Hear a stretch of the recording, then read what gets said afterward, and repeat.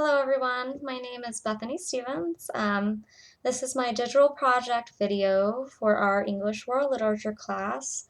Our group decided to do our project on the topic of comparing a piece that we have read throughout the semester sometime, and compare it to the actions of what people might do in modern society.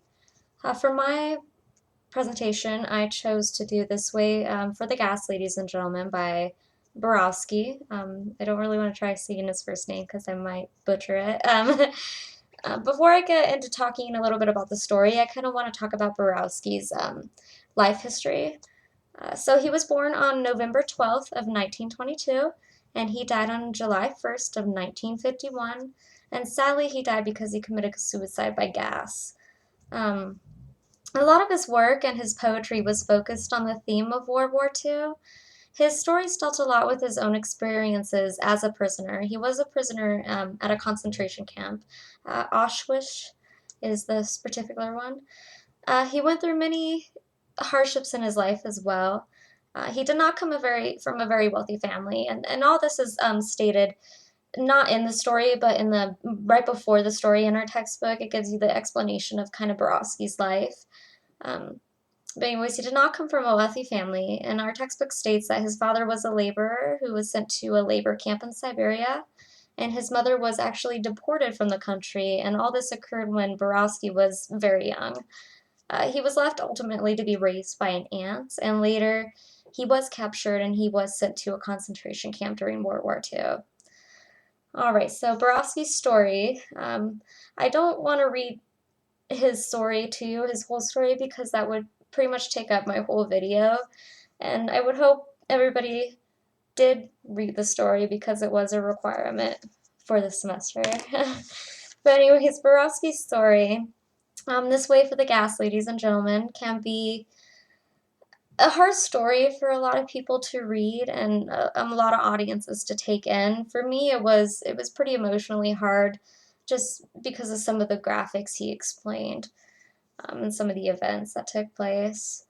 There are many parts throughout the story that do give detailed descriptions of the brutality that was occurring during this time, and in these camps, and it was quite terrible the way people were treated. The main characters had ultimately the main focus on doing whatever it took and doing everything it took to stay alive.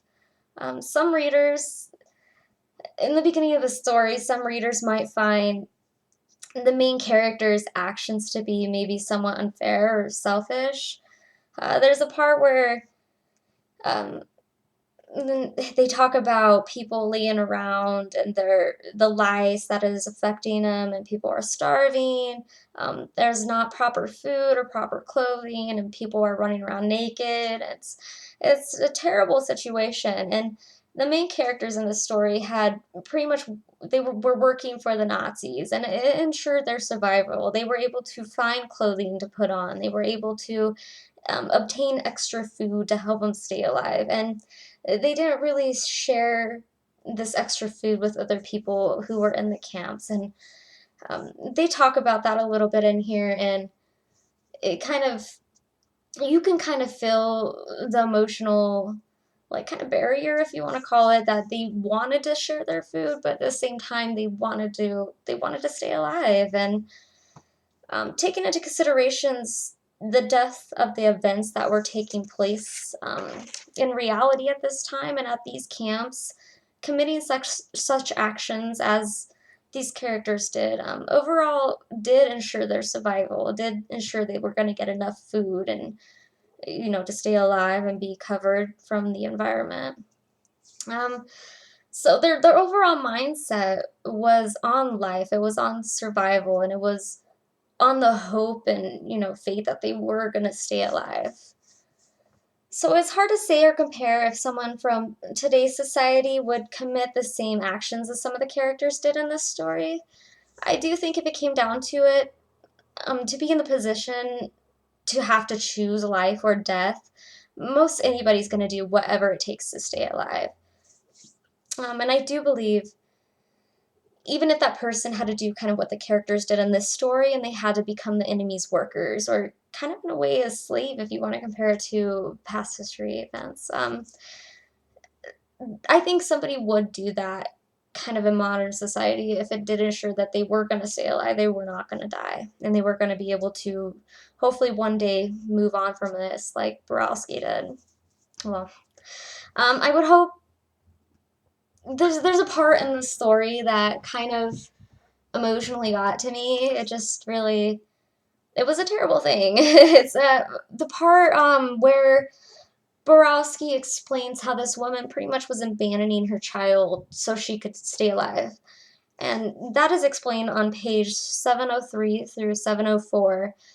And this woman was trying to abandon her child, trying to run away from her child, thinking that this was going to help her stay alive. And ultimately, it did not work out for that lady. She actually was killed by the Nazi soldier for abandoning her child, so that was the wrong move. But it was just a terrible thing to do, and I would hope no mother from modern society would commit such actions. Um, but on the contrary to the woman's actions, the men or the main characters, and well, the main character in this story, were working for the Nazis to stay alive. They did it to benefit themselves, to ensure their own safety. I think, and I would hope people from modern society would work together and behave such as the soldiers we saw in Saving Private Ryan behaved. They worked together to stay alive and to complete their mission, and they took in consideration everybody's well-being and purpose as a whole. And I would hope that's what we would more or less see in modern society. Not saying that the characters in Borowski's story were wrong or they committed terrible acts. They just did what they took to stay alive. And when it comes down to it, I think that's what everybody would do. I think the story really reflects the author's viewpoints. It really tells his personal experiences. It also reflects his experiences of being a survivor and the hardships of not only, the war, but what he went through in life, and then World War II and his experiences in the death camps. The author actually performed a lot of the tasks the characters in the story performed, and that's explained in the textbook as well, in the beginning before the story, where it talks about Borowski's life. He, for instance, he talked about in his story the picking up the corpse of the infants and cleaning out the trains, and just the horrible condition of the environment around him and having to clean up what was left behind from people who had died. And on page 693 of our textbook, it explains how Borowski actually performed those same tasks while he was in concentration camp. And that's just very interesting that he took such a personal experience, a hard personal experience, and put it into his own story for others to read. So I believe we see like the true death and the darkness of war. And we really see the emotional side of Borowski as an author. To me, I think it would have been a hard thing to talk about, and for him to kind of come out and write it in his stories that's a big step to take as an author. I think that to go through something and write it. To me, it's almost like reading something that has somewhat haunted him or somewhat scarred him, and I think that's something, unfortunately, that he wrote about and he actually ultimately couldn't escape in reality. I think maybe that's what added to him committing suicide. Excuse me. So Borowski's overall goal was to show his audience the ugly, dark, and the pain and suffering that occurred with war. His story reflects the true reality of war, and you were really reading the true experiences of what people really had to go through. And it does give you an emotional connection to the story. And this is something that we've actually talked about in other stories, and we've actually, Dr. Green has gone over with us, that Borowski, he really gives you the vision of a broken society. The war, the inequality, you see the separation of not only power, but you see the separation of people. You see the horrible treatment that was forced upon others, and it was a terrible thing. All these elements did have a huge impact on Borowski's writing. In his stories, in this story, and as well as some of his other stories, it really focuses heavily on these war themes, and you see that um, our society has changed a lot since World War II, I think. Thankfully, we do not see these kinds of actions or treatments towards other people so much in modern times.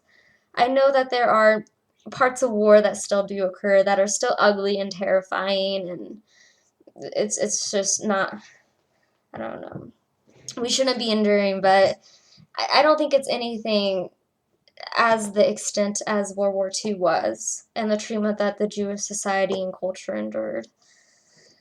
Stories such as Borowski's really shows the audience, the true struggles in life and the true struggles that come with war, the darkness, the trauma, what people really had to face. And it really makes you appreciate, not only as a reader, but as somebody who's learning about history, everything we have in modern society today. And it really makes you thankful for what little peace we are given and what little peace we are allowed. Anyways, that's my presentation, and I hope that I explained Borowski's story well. I am excited to listen to everybody else's presentations. All right, thank you.